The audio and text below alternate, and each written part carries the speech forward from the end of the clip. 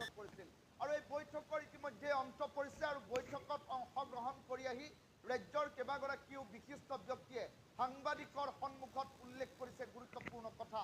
90 দিনৰ ভিতৰত শক্তিশালী চাৰ্জশ্বিট দাখিল কৰা হ'ব আৰু এই শক্তিশালী চাৰ্জশ্বিট পানী নসৰকাকৈ প্ৰস্তুত কৰা হ'ব বুলি ইতিমধ্যে উল্লেখ কৰা হৈছে যাতে কোনো দোষী হাৰি যাব নোৱাৰে এনে ধৰণৰ কেতবোৰ কথা উল্লেখ কৰিছে এটা গুৰুত্বপূৰ্ণ খবৰ টাইম মিনিটৰ দৰ্শকসকলক জনাইছোঁ ৰাজ্যৰ বিশিষ্ট ব্যক্তিসকলৰ সৈতে SITৰ বৈঠকৰ অন্ত পৰিছে বৈঠকৰ পাছতে ডাঙৰ মন্তব্য কৰিছে ৰাজ্যৰ কেইবাগৰাকীও বিশিষ্ট ব্যক্তিয়ে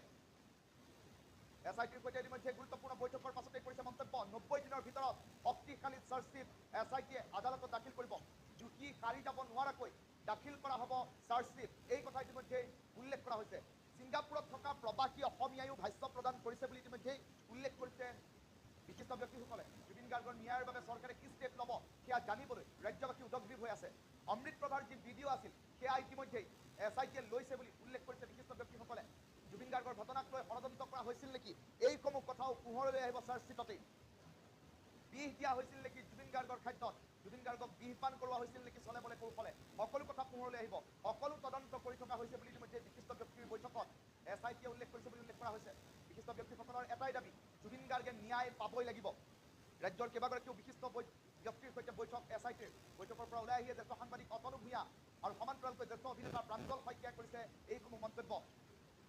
এটা ডাঙৰ খবৰ এই মুহূৰ্তত টাইম মিনিটৰ দৰ্শকসকলক জনাই আছোঁ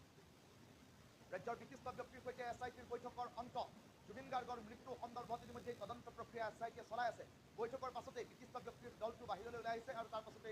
উল্লেখ কৰিছে যে 90 দিনৰ ভিতৰত শক্তিশালী অভিযোগনামা আদালতত দাখিল কৰা হ'ব দোষী হাৰি যাব নোৱাৰাকৈ চাৰ্জশ্বিট প্ৰস্তুত কৰা হ'ব এনেধৰণৰ কেতবোৰ কথা উল্লেখ কৰিছে ছিংগাপুৰত থকা প্ৰবাসী অসমীয়াসকলেও ভাষ্য প্ৰদান কৰিছে 11 জনৰ ভিতৰত 10 জনে ভাষ্য প্ৰদান কৰিব সৰ্বমুঠ এজন ছিংগাপুৰৰ স্থায়ী বাসিন্দা হোৱাৰ বাবে তেওঁ আহিবলৈ কিছু অসুবিধা আছে বুলি এনেধৰণৰ কেতবোৰ কথাও এতিয়া বিশিষ্ট ব্যক্তিসকলে উল্লেখ কৰিছে জ্যেষ্ঠ সাংবাদিক অতনু ভূঞা আৰু জ্যেষ্ঠ অভিনেতা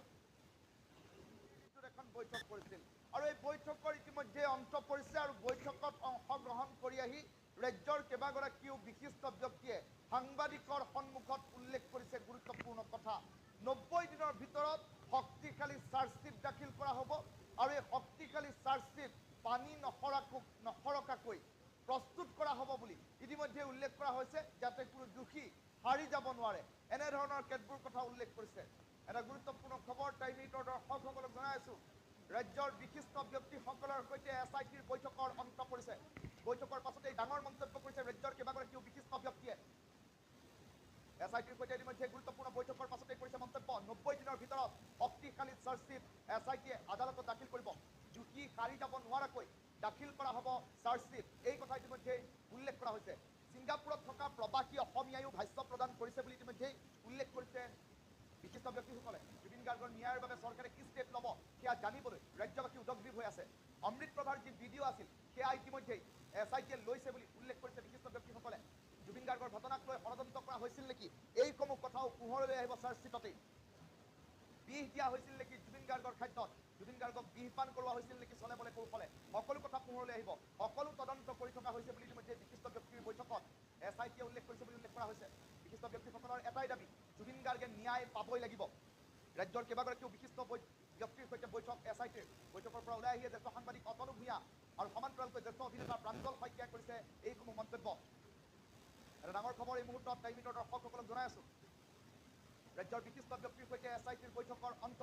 জুবিন গাৰ্গৰ মৃত্যু সন্দৰ্ভত ইতিমধ্যে তদন্ত প্ৰক্ৰিয়া SITয়ে চলাই আছে বৈঠকৰ পাছতে বিশিষ্ট ব্যক্তিৰ দলটো বাহিৰলৈ ওলাই আহিছে আৰু তাৰ পাছতে উল্লেখ কৰিছে যে 90 দিনৰ ভিতৰত শক্তিশালী অভিযোগনামা আদালতত দাখিল কৰা হ'ব দোষী হাৰি যাব নোৱাৰাকৈ চাৰ্জশ্বিট প্ৰস্তুত কৰা হ'ব এনেধৰণৰ কেতবোৰ কথা উল্লেখ কৰিছে ছিংগাপুৰত থকা প্ৰবাসী অসমীয়াসকলেও ভাষ্য প্ৰদান কৰিছে 11 জনৰ ভিতৰত 10 জনে ভাষ্য প্ৰদান কৰিব